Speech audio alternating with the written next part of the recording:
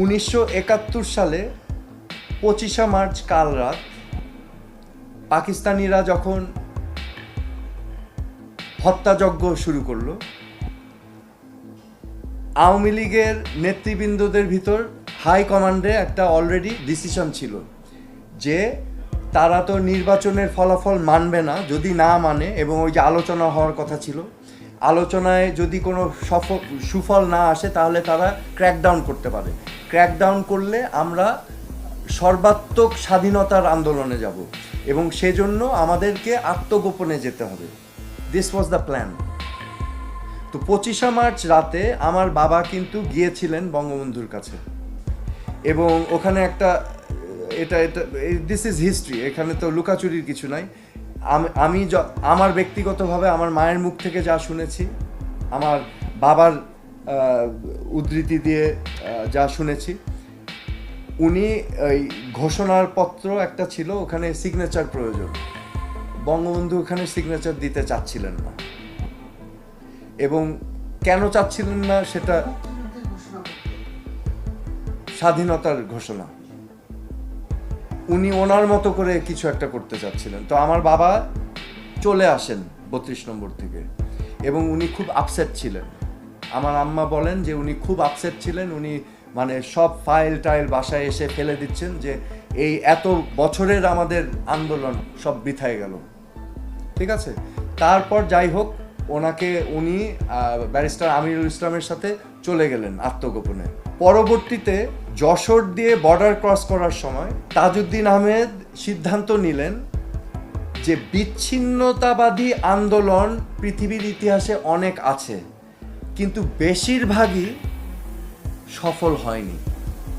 আমরা পিএলও যদি দেখি, প্যালেস্টাইন লিবারেশন অর্গানাইজেশন, ঠিক আছে, এরকম অনেক উদাহরণ আছে, আইআরএ আছে, ঠিক আছে।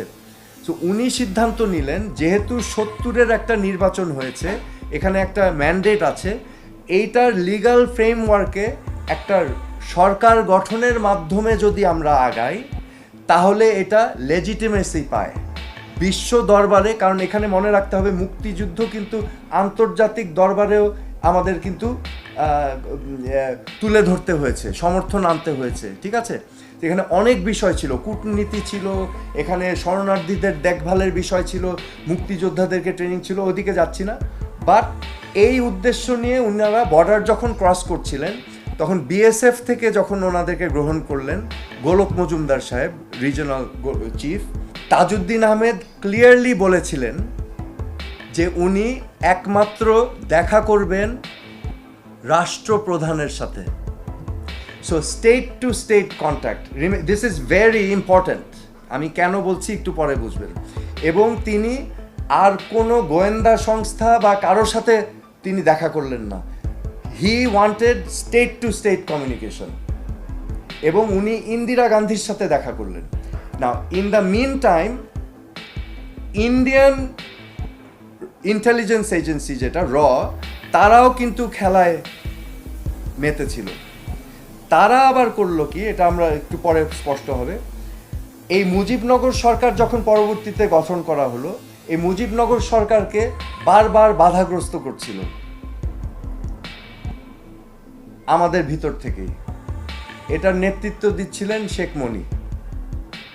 এবং আমরা যতদূর জানি এখানে ওনাদেরকে ট্রেনিং দেওয়া, মুজিব বাহিনী বলে আরেকটা ফোর্স তৈরি হয়েছিল, মুজিব বাহিনীকে ট্রেনিং দিয়েছিল এবং আপনারা জানেন কি না, আমাদের 9 মাসে কিন্তু মুক্তি বাহিনী এবং মুজিব বাহিনীর ভিতরে সংঘর্ষ হয়েছে কয়েকবার।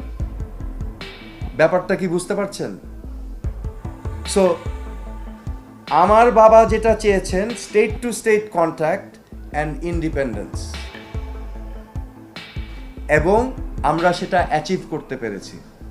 9 মাস যুদ্ধ করে পরবর্তীতে 8ই ডিসেম্বর যখন পাকিস্তান আক্রমণ করলো ভারতকে, ভারত আবার যুদ্ধ ঘোষণা করলো পাকিস্তানের বিরুদ্ধে, তখন যৌথ বাহিনী গঠন হলো এবং ভারত এবং বাংলাদেশ যৌথ বাহিনী পাকিস্তানকে পরাজিত করলো এই পূর্ব পাকিস্তানে, এবং 16ই ডিসেম্বর বাংলাদেশ হলো, রাইট। এখানে অনেকে ভুল করেন, এখানে কিছু রুমার মানুষ ছড়ায় যে ভারতের কাছে বাংলাদেশকে বিক্রি করে দেওয়া হয়েছে। এটা একেবারে ভুল ভুল কথা। এরকম কোনো কিছু তো নাই। উল্টো আপনাকে একটা উদাহরণ দেই, তাজউদ্দিন আহমেদ যখন বাংলাদেশে ফেরত আসছেন, বিএসএফ এর প্রধান যে, ওনার নামটা কি জানি মনে আসছে না এখন, উনি তাজউদ্দিন আহমেদকে বলেছিলেন যে now you have a independent country, India and Bangladesh will be eternal friends. আমার বাবা সেদিন ঘুরে ওনার দিকে তাকিয়ে বলেছিলেন only as equals, only as equals, আমরা ফ্রেন্ড হব ইটার্নাল কিন্তু অ্যাজ ইকুয়ালস। তো তাজউদ্দিন আহমেদ জানতেন, তাজউদ্দিন আহমেদ বাংলাদেশের মাথা কোনোদিনও নত করেননি, ঠিক আছে? সেই মুহূর্ত থেকে চিন্তা করেন, ইন্ডিয়ার হেল্প নিয়েই কিন্তু আমরা দেশ স্বাধীন করছি। কিন্তু ওই গোলক মজুমদার লিখেছেন যে এই তাজউদ্দিন আহমেদ এমন একজন ব্যক্তি ছিলেন যে ভারতের সাহায্য নিয়েছেন ঠিকই, কিন্তু বাংলাদেশ বিষয়ে কোনো কম্প্রোমাইজ করেননি। যখন বাংলাদেশ এসেছে এক বিন্দু ছাড় দেননি, এবং that is why we respected him. এটা ইন্ডিয়ানদের কথা। আচ্ছা, এখন বাংলাদেশ যখন স্বাধীন হলো, বঙ্গবন্ধু 10ই জানুয়ারি ফেরত আসলেন।